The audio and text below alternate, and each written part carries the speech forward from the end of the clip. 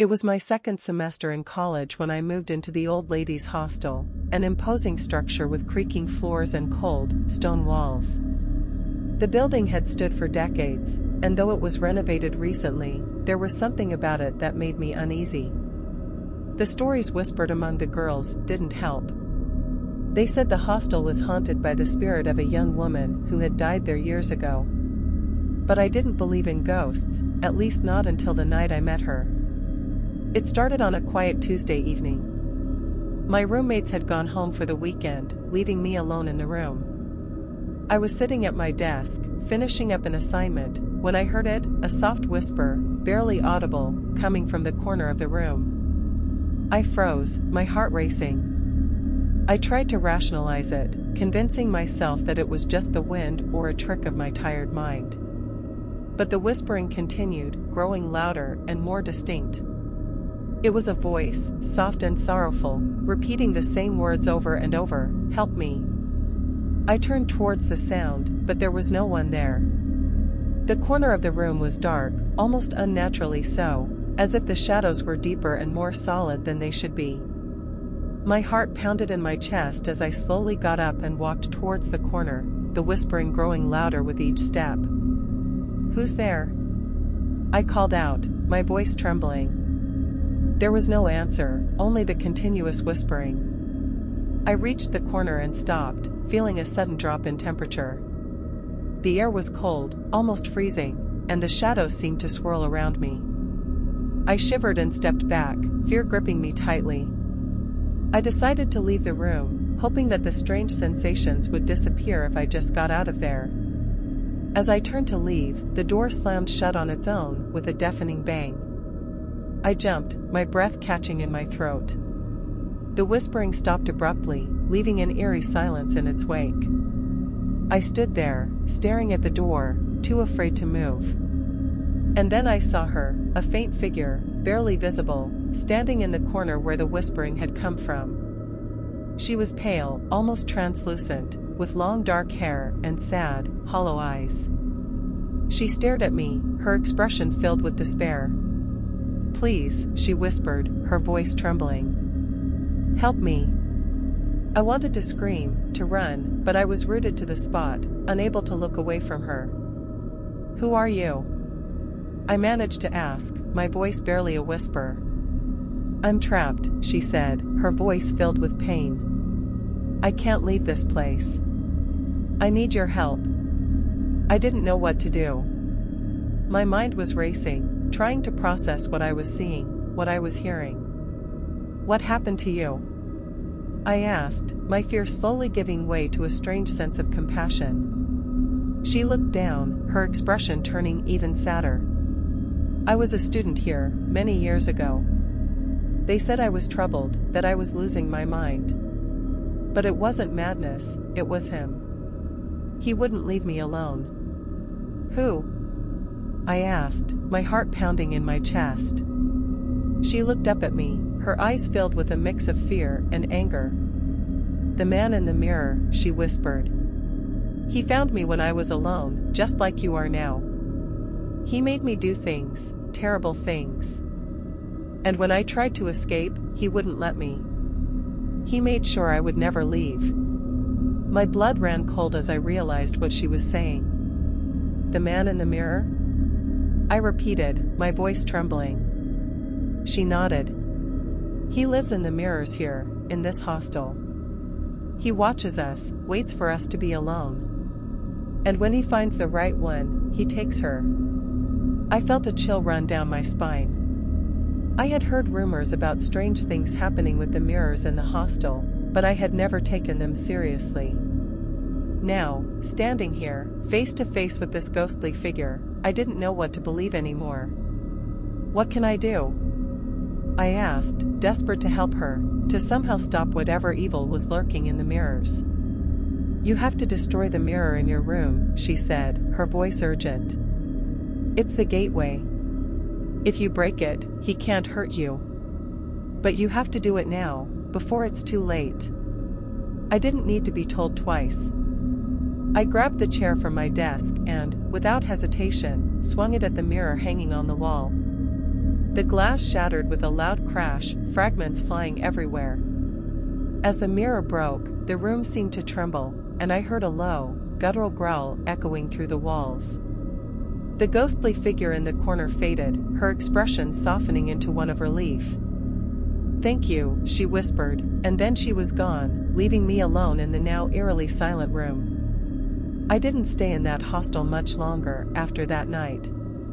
I moved out as soon as I could, unable to shake the feeling that something dark still lingered in the mirrors of that old building. The other girls continued to whisper about the haunted hostel, but I never told anyone what really happened that night. Some things are better left unsaid, especially when the truth is too terrifying to face.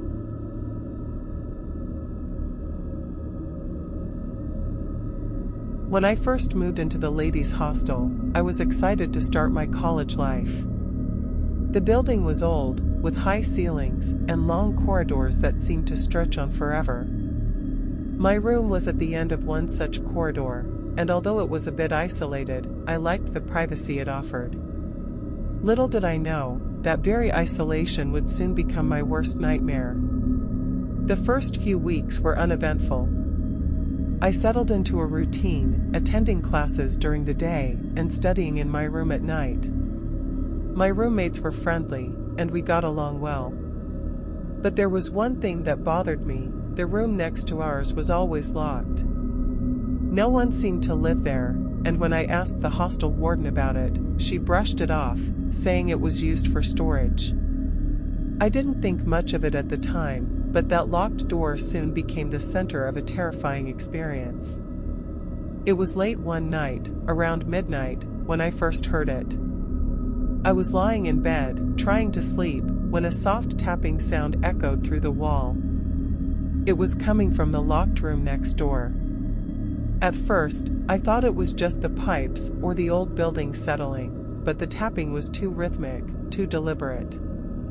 It sounded like someone was knocking on the wall from the other side. I sat up in bed, listening intently. The tapping continued, getting louder and more insistent.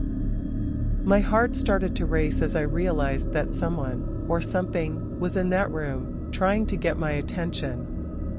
I got out of bed and walked over to the wall, pressing my ear against it. The tapping stopped immediately, leaving an eerie silence in its wake. I stood there for a moment, unsure of what to do. Then, just as I was about to step back, I heard it, a faint whisper, so soft I almost didn't catch it. "Let me out," the voice said, sending a chill down my spine. I stumbled back, my heart pounding in my chest. I couldn't believe what I had just heard.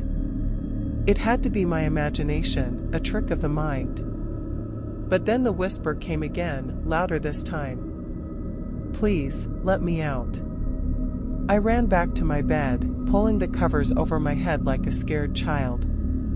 I didn't sleep at all that night, my mind racing with fear and confusion. Who was in that room? And why were they asking for help? The next morning, I told my roommates about what I had heard. They exchanged nervous glances, and one of them, Priya, finally spoke up. "That room," she said, her voice low, "used to belong to a girl named Riya. She lived here a few years ago. One night, she just disappeared. No one knows what happened to her. They say she went mad and locked herself in that room. The warden found the door locked from the inside, but when they finally broke it down, Riya was gone. Ever since then, that room has been locked, and no one has dared to go in."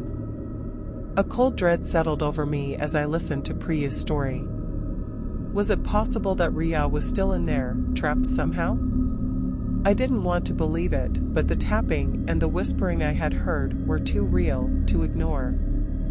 That night, I lay in bed, dreading the sound of tapping that I knew would come. And it did, right on cue, just after midnight.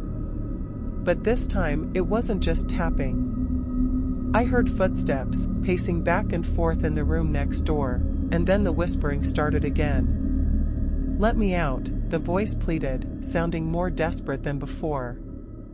"Please, I'm so cold." I couldn't take it anymore. I had to know what was behind that door. Grabbing my phone for light, I got out of bed and quietly opened my door. The corridor was dark and silent, the only light coming from the dim bulbs hanging from the ceiling. I walked over to the locked door, my hands trembling as I reached out to touch the handle. To my surprise, the door was unlocked. It creaked open with a low groan, revealing a pitch-black room. I hesitated, fear clawing at my insides, but I forced myself to step inside, shining my phone's light around the room. The room was empty, just as the warden had said. But it didn't feel empty. The air was thick and heavy, and there was a coldness that seemed to seep into my bones. I could feel eyes on me, watching, waiting.